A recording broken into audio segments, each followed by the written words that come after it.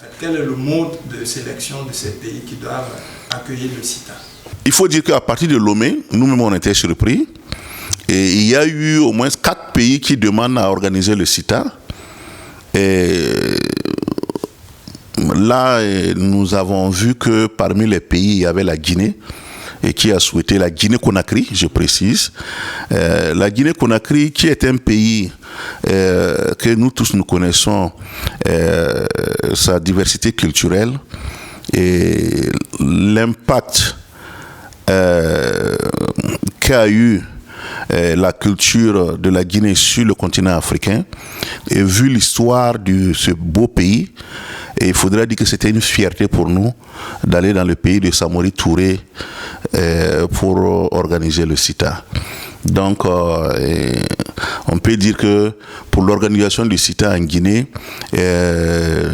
c'est le gouvernement guinéen qui s'est assumé en totalité. Et on n'a pas eu d'accompagnant. Et nous, on était fiers que des partenaires nous ont poussés. Nous avons atteint un niveau jusqu'à des pays nous réclament et ils prennent en charge entièrement le budget. Et en cela, on remercie toujours le groupe EBOMAF, parce que sans le groupe, on n'allait pas atteindre ce niveau où les pays nous réclament. Voilà. Et d'ailleurs, en Guinée, il faudrait dire que nos conditions ne pouvaient pas être nos conditions. C'est leurs conditions qui prévalaient.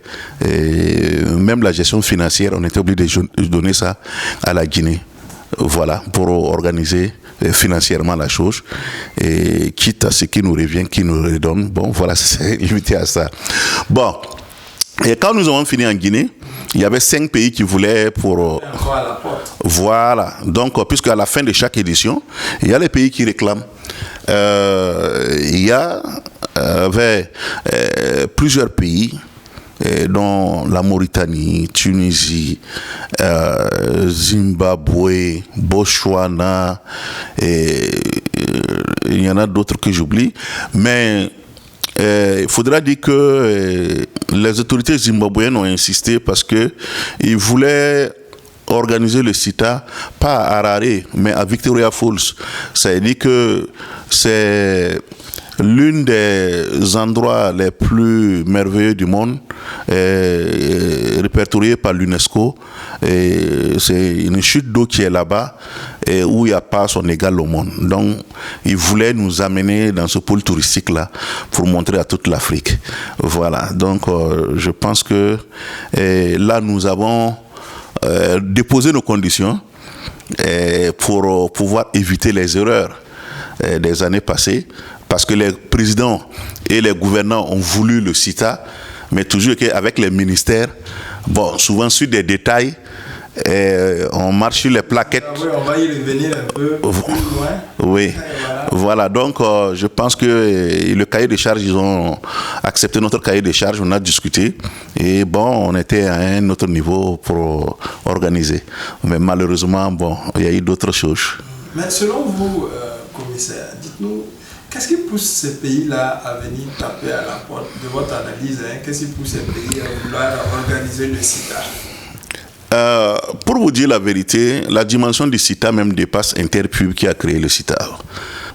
Le CITA est une ambition de jeunes africains qui vise à concurrencer le marché mondial du textile. Et le CITA aujourd'hui permet à ce que l'Afrique puisse se retrouver dans un pays pour voir comment fusionner notre identité culturelle et aussi nos savoir-faire pour faire face au marché mondial. Donc, je me dis que, premièrement, ces pays ont quelque chose à donner à l'Afrique. C'est pour ça qu'ils acceptent que l'Afrique se réunit à travers le CITA chez eux. Deuxièmement, le CITA est un moyen aussi pour parler d'une manière diplomatique, sans que ce ne soit pas la force, mais à travers la culture. Quand vous envoyez des lettres à des pays pour venir participer à une édition du CITA dans un pays, il faudra dire que généralement, c'est le directeur du tourisme ou de l'artisanat qui accompagne la délégation du pays. et la note passe en conseil des ministres, ça passe dans le journal officiel du pays. Et donc, votre pays, on est obligé de parler de votre pays à travers la culture, d'une manière ou d'une autre. Dans toutes les chaînes de télé, dans les journaux officiels de pratiquement tous ces pays. Et je pense que c'est une autre façon de montrer que votre pays est un pays de destination, sinon que les délégations ne vont pas accepter venir parce qu'il y a des dangers dans votre pays.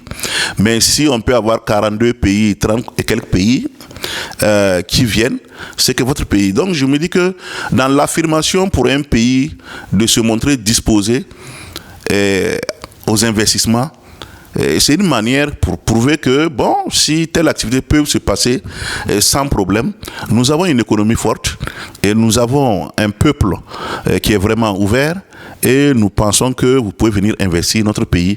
Donc je pense que tout cela rentre en compte pour que, voilà, et côté échange d'expérience, si vous avez vos artisans et que des artisans du continent doivent venir, si à l'issue de l'événement, vos artisans ne profitent pas pour améliorer la qualité de leur production et leur service, donc je pense que c'est transversal les avantages du CITA pour un pays. Voilà. Donc, il faudra voir ça économiquement, politiquement et culturellement, à tous les niveaux. Il faudra voir que le pays gagne en organisant le CITA.